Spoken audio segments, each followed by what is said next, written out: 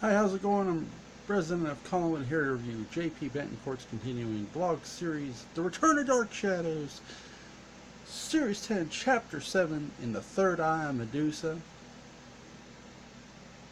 I found it real interesting that, you know, I kept hearing the Mission Impossible music in this when you have Andrew Shaw who's talking to David, distracting him, and you have Serena sneaking upstairs. Their reaction was interesting, and I liked it too. You had Andrew. Christopher's dead. Dead. God, what did I just do? Andrew Shaw. Chris, Andrew has Christopher's DNA, okay? Don't judge me, goddamn you. Uh, it's been one of them days. And when they get there to Collinwood, I like how they look at the house like, holy shit, that's huge. And yeah, it's a very huge house. So Andrew knocks on the door, and David answers. You know, he takes the lines and he knocks on the door, the knock thing. And as he's talking to David, distracting him, Serena Belmore sneaks upstairs and is looking for the serum, extra serum. Uh, I love the interaction between David and Andrew, and they're talking. And you know, Andrew remembers calling Christopher Dad, and he has Chris's memories. He says about Chris's DNA being inside him. And yeah, David's talking to him very nicely and stuff. Meanwhile, Serena Belmore is upstairs looking for the extra serum. She runs into Alexandra, Alex for short, Alexandra Thorne. And lo and behold, you know, she confronts her like, what are you doing here? And she just explains it like, you know what? Fuck it. I'm telling her. Now, she doesn't say that, but I get, you know, like I said before, I told you guys, the writer takes you there, and you could sort of see their interaction. I can just see her going, you know what, I'm just telling you. You know, Andrew's downstairs, and he's got Christopher's DNA, and he's turned into the werewolf. You know, and I'm like, oh, shit. And so as they're talking, and they're coming down steps, David has Andrew's in a sweat, and he's like, David's helping him. Well, should I take him to the car? You know, drive him to the hospital? No, no, no, no, no, no, no. It reminded me of the scene in The Prophecy 2 when Christopher Walken's holding the gun and he's playing the Archangel Gabriel, and the police are getting, no, wait! That made me think of. I've watched a lot of movies, don't mind me. Um, I love that. It's very simplistic. Here's this guy, he's in this unfortunate situation. What I'm really curious about with that is, you know, push comes to shove, Jeffrey Shaw is going to have to make decisions concerning his son, because the werewolf stuff, it's going to come. And keep coming until he fixes the problem, one way or the other. If you want a really good reference for this, like a good, to me, what maybe makes, or this reminds me of in a lot of ways, this reminds me of what American Werewolf didn't touch on, American Werewolf in London. Because they got into some personal stuff, but they never got into the very, very, very core of it at times. Yeah, some of it, there was some core stuff, but not completely, not this deep. And this was, you have this guy who's got another man's DNA in him. He did not ask for. He's in a coma. My concern for Andrew isn't just him changing into the wolf and killing someone. Yeah, that's a concern. But mind you, this guy was in a coma. Is his body, is his heart going to be able to take that kind of strain all the time? And that's sort of where I'm wondering with that. Because, again, he was in a coma. And, you know, this could, he's never changed into a werewolf himself, other than that one other time. But that was once. Consistency's going to be a bitch with him changing. Um, so I really love the interaction between him and David, and I like the interaction between Alex and Serena. To me, where I was really and I like the horror here too. Before I move on, the horror aspect of him potentially changing was very well done. He's in that sweat. You have the girls going, no, no, no, you can't take him nowhere. So they gotta, but they want to take him to Dr. Jeffrey Shaw, Andrew's father, see if he can help him and try to get him back there.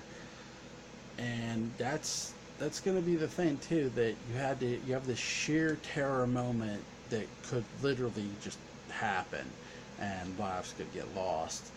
So, and I think that terror is really well built here, and it's really well done.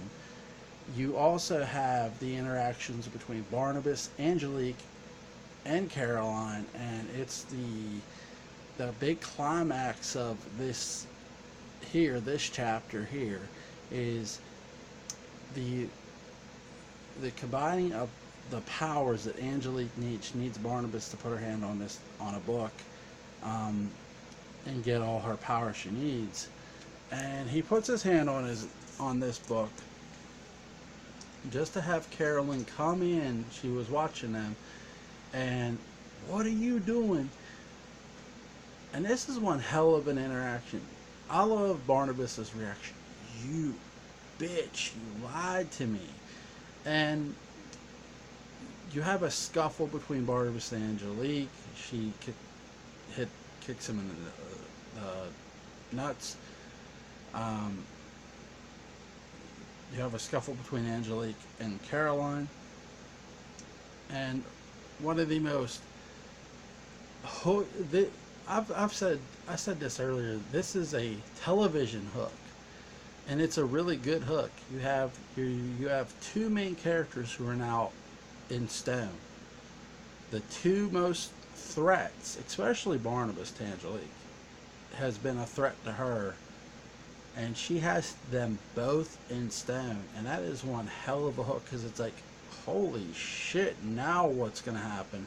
Because here's this woman who has this power, and it's going to be really interesting to see the next chapter of this, as always, and it's going to be interesting to see what happens. And again, I always enjoy the interaction with the characters, because it just seems like you're there with them and you're sort of listening and seeing what's going on. That's just my imagination. I just try to put myself into the view of this and just watch as I'm reading. And when I'm reading this, I'm going, so you have David, who is seemingly caring for this kid, and then you have Serena, who's mixed up in this because she,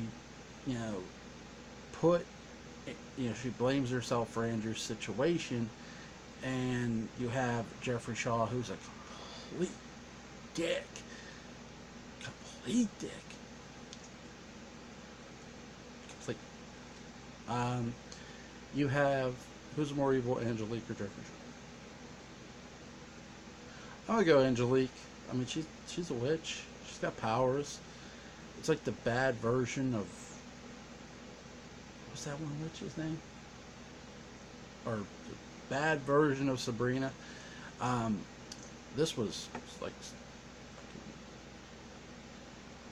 evil shit, and turning two people to stone, the two main characters. And this is what I want to close this with. That takes a lot of guts and creativity to take two main characters, turn them to stone, and then come back with whatever JP is going to do. I find that very unique and very creative. That's just my opinion of this, that you have a very creative writer and a very creative mind writing this story, and he's built these characters over the years, not just touched up on the old ones, and followed them up, he has created new characters and kept going. It's like a stack of dominoes. We all know what you do with dominoes. We all know. And if you don't know, Google it. God damn it. Are we doing something tomorrow? Are we doing a review? No? No review tomorrow, right? We're not reviewing tomorrow. I'm getting a look. Well, I do these. You know? It's like... But anyway, to wrap this up. Oh my God. To wrap this all up, what I'll say is the most dangerous aspect of all this, is it, Angelique? It's just, it's constant danger. You have the constant danger of Andrew turning into a werewolf, and you have the constant threat of it. Now you have a threat of Angelique, and there's two people who could have stopped her, especially Barnabas, and they're in stone. Really, really interesting. Very, very unique story. Just really creative. I mean, I can't say enough about it. I'm impressed by it because you really, not too many people again would have the nerve to do something like that, and I applaud that. I applaud anybody who literally says, you know what, I'm good enough to put my two characters in stone and still sell this story, and that's courageous. And that takes a lot of guts and effort, and I applaud that. That is very, very, very good, amazing writing. You guys have a good one. I will see you. I don't know. I want to do a video here with Daniel on the Nemesis announcement, the Resident Evil 3 announcement. I'll have to get a hold of him and see when he wants to do that. Because Easter's coming up. Easter's this weekend, so I might not do any. I'm probably not going to do anything Easter weekend video-wise, guys. You guys have a happy Easter with you and your family, and take care. God bless.